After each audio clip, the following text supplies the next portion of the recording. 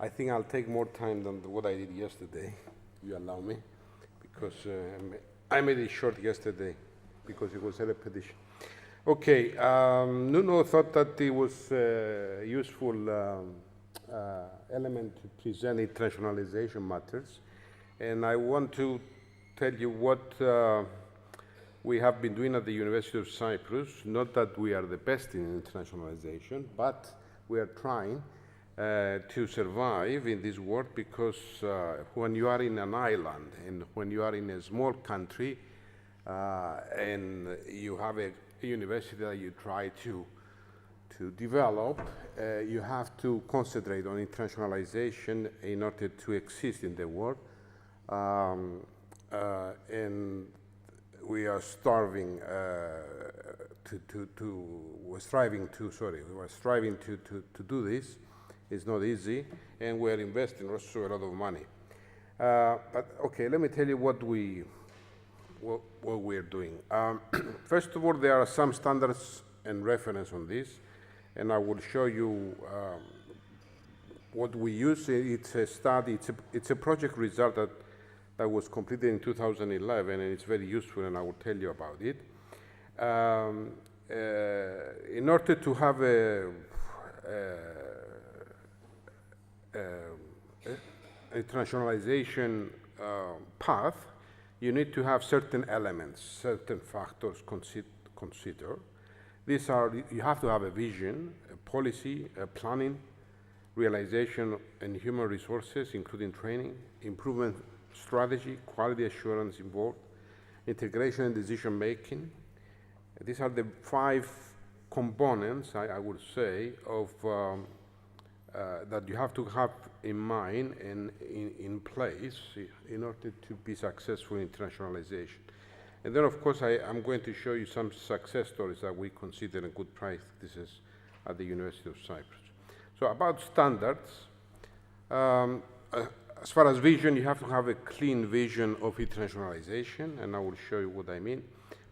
Policy, make it clear how internationalization improves the quality of education. Planning, realization, and human resources, internationalization project with specific objectives, and there are at least 4 elements that are needed to be included. International intercultural learning outcomes, teaching and learning provided by the institution, staff, and students. So you have to include all these elements. As far as improvement strategy, quality assurance, etc., institution utilizes internationalization approaches, benchmarking, peer learning, networking, etc. Integration with decision making enables the coherent implementation of elements related to institutional internationalization, including vision, policy, realization, improvement strategy. So all of the above, in other words, you have to integrate them into your decision making. There was a project completed. It's called the IMPI, Indicators for Mapping and Providing Internationalization. I don't know if you know about this. I show you the website. And in this project, they developed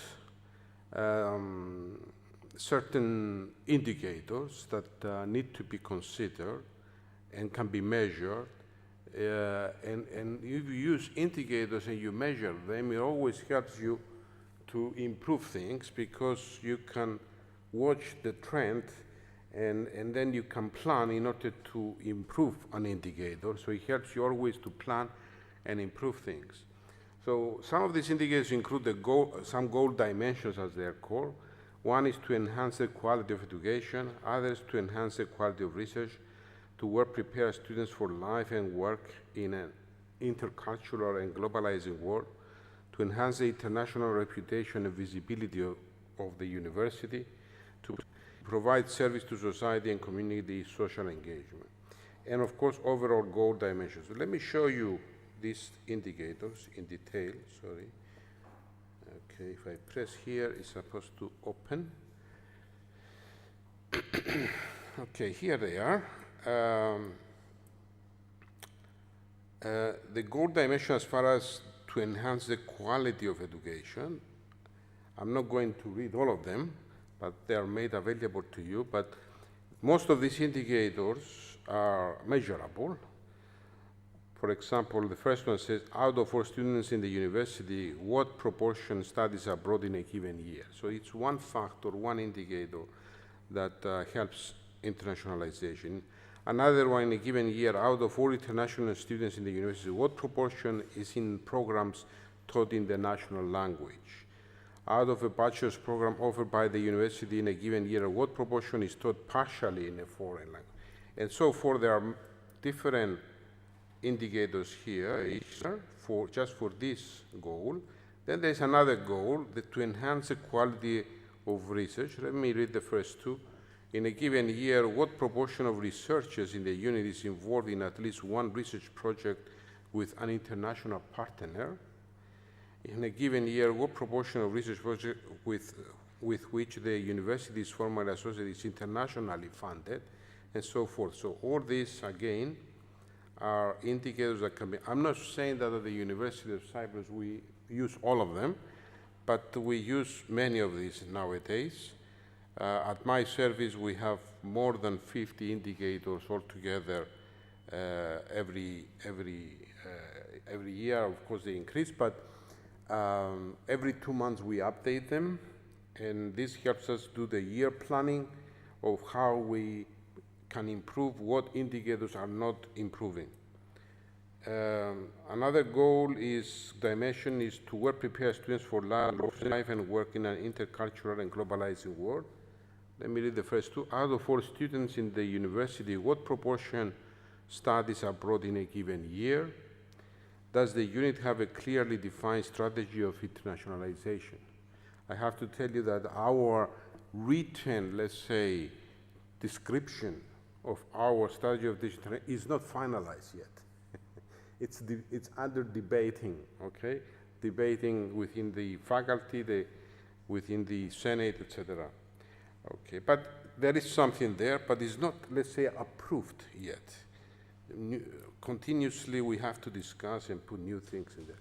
Another goal dimension is to enhance the international reputation and visibility of the university. Does the university have a specific organizational structure to support internationalization? Does the university monitor its international visibility? Out of all students in the university, what proportion is in international joint, double, multiple degree programs in a given year? Or in projects like our colleague from Austria, international projects. So I hope it's written there. If it's not, we should add it. Another goal dimension, to provide service to society and community social engagement. Let me read the first two. Out of all students in the university, what proportion studies abroad in a given year? Does the unit have a defined strategy to develop the participation of staff in internationalization activities? Another one, in a given year, what proportion of research projects with which the university is formally associated is internationally funded? So these are research, and then some general ones. Overall, does the university have a specific organization structure to support international? So some of them they look maybe repeating, but they contribute to these goals. Okay, and then of course there is some more text about this, but let me continue. Our vision at the university is built around 5 pillars, as we call them, which are teaching, research, innovation, creativity, and social contribution. So this is our vision, the vision of the University of Cyprus. As far as policy matters, as I said, we are still working on it, but the policy is based on certain factors. The current environment in higher education area is very competitive, we say. So what institutions around the world do is relevant. So keeping that in mind. Internationalization is very important for institutional success. So the challenge for effective international relations is to have short and long-term strategy for an institution to excel in a competitive knowledge society. So we need to have short and long-term strategy. Some short-term factors. Well, I'm going to just say some titles. Is recruitment of international students, creation of an international students admissions office. The University of Cyprus didn't have such an office because we were teaching mainly in Greek and some courses in Turkish, but we had no programs in English until a few years ago, but I'll tell you what we have now. Encouragement of students to study abroad within the framework of the Erasmus program. Some years ago, some of our professors, that was before my time, of course, when I went to the university in 2006, I think I made some changes on this. Some of our professors in some departments, they did not allow students to participate in Erasmus, saying there is no such a good course equivalent to ours to attend. So I told them, well, you are the Harvard of the Middle East. Who you think you are? And you cannot find an equivalent. And the philosophy of Erasmus is not really to take 100% of the content. The philosophy and priority of Erasmus is to meet other cultures. This is first thing. And then you get some education, and mainly what? You want to gain and find out different approaches in teaching, really. Not the content. The content, if you are a good student, and usually we send good students in Erasmus, they can manage. Even without understanding the language, they manage to pass courses because they are smart, you know. So the priority is not really the content. And some of the professors used to compare the content. It doesn't match, and we don't know the quality, etc. So these things have changed. And this approach, this mentality makes you very, very isolated. Huh? So these are not accepted behaviors anymore. Development and promotion of postgraduate programs in foreign language, consistency with the European and international area through different. We do participate in network, as you will see an indicator later on, and we do encourage active participation in networks. We don't participate in, we pay money to be members of networks, you know, 4,000 to 5,000 euros per year sometimes. We don't want people to just go there and listen, huh? We want them to be more active. So we try to be in the management boards, etc., and stuff like this. Some of the long-term policy, the higher education area in Europe and the rest of the world is becoming more and more competitive, we say. Cyprus is an isolated, so I mentioned this. We need an aggressive internationalization policy. The University of Cyprus is a small university in a small country.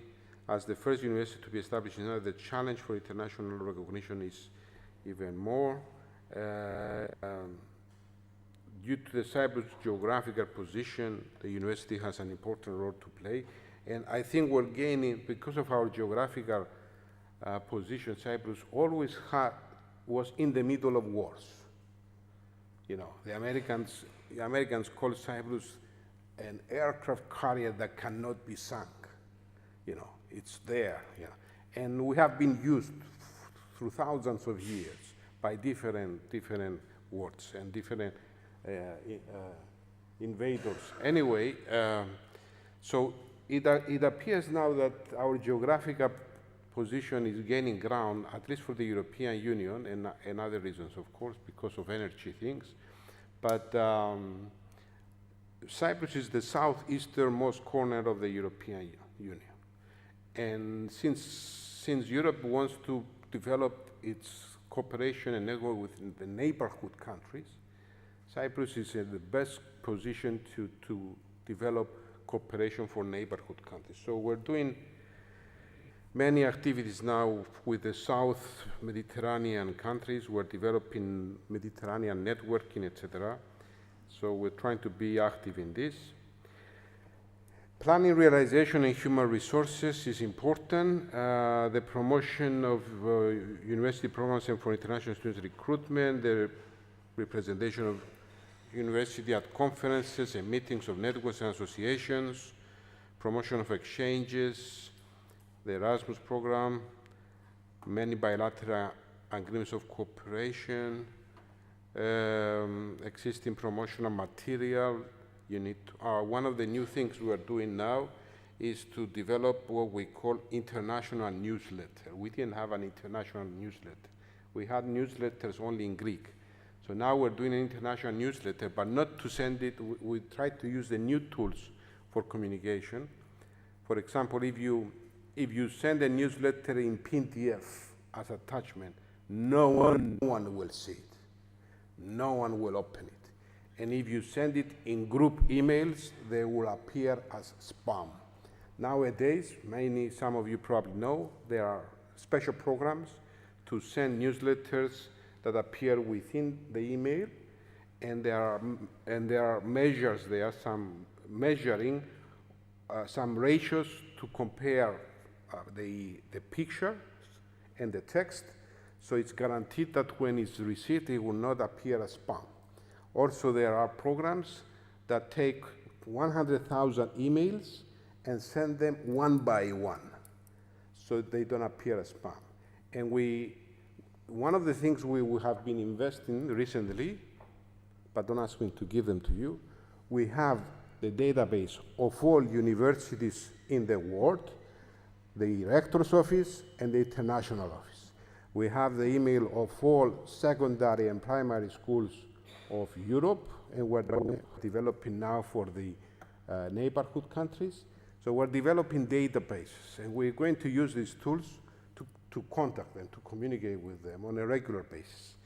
So we try to use the tools, the electronic tools, as much as possible. Other things about interconnectivity between the promotion of research and internationalization. So research is very important. Research success is what puts your university at a higher place, and it attracts the attention. And I'll tell you some more about that. Okay. Research and multilateral project cooperation is a catalyst for internationalization. Am I taking too much time? I promise I gave some time yesterday. So okay, I'll try to be quick. Some of these are some of the research successes, some international conferences we try to organize in campus.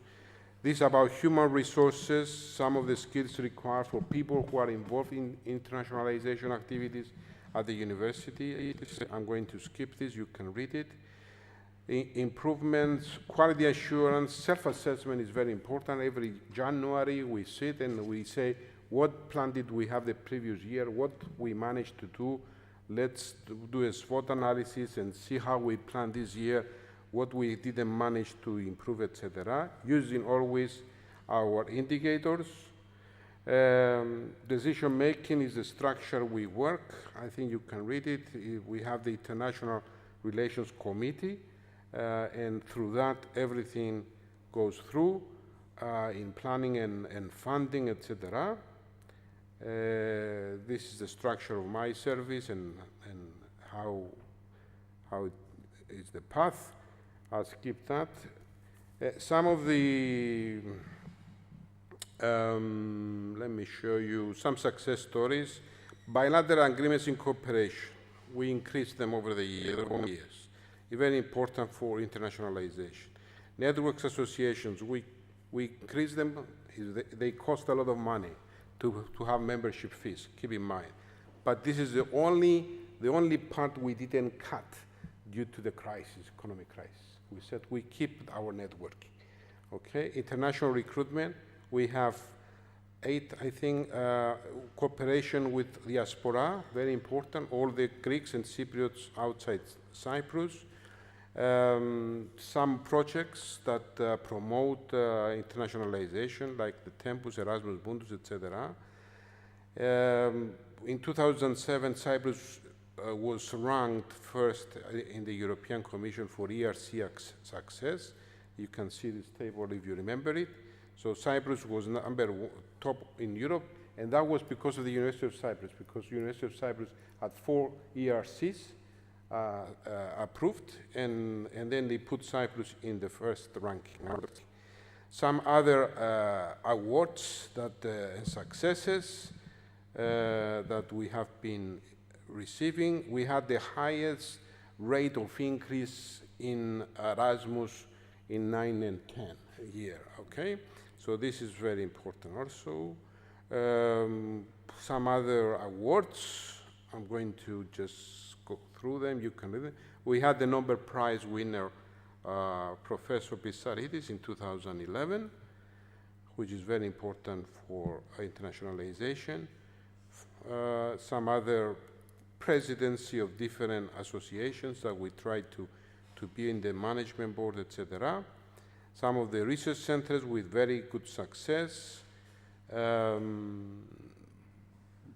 We have very good success. We have the largest Marie Curie project ever granted in Europe, with 4.5 million, which will produce 20 PhD candidates. Some other projects, 4 million, 2 million, these are, within the last 5 years, we increased the external funding of the universities by 8 times. So we concentrate on this in order to receive funding, of course, but in order to help our existence and internationalization. Some of these successes, and I think you want me to stop, right? Okay, I have listed many other good practices you can read. These are some of our joint degrees, and these are our master degrees and PhD programs which are not in Greek. They are in English, most of them. So we are developing more and more such programs. By the way, we're not allowed to just develop a master degree in English. We are allowed to develop a master in English, provided that we also have one in Greek. This is according to our parliament approval, because we run under a government law. Huh? And I want to finish with this, with what IMPI project says.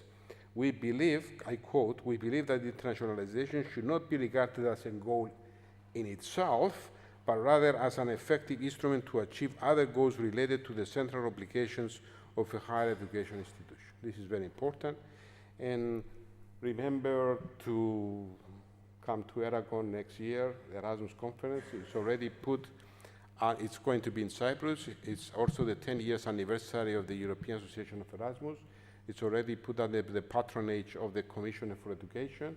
There will be a lot of activity there, we hope, to network between EU and non-EU universities. And because of the Erasmus Plus program that is opening up to the non-EU universities, we try to promote this there. The non-EU universities are in the neighborhood, so we hope we're going to have many of them there. We're promoting a lot.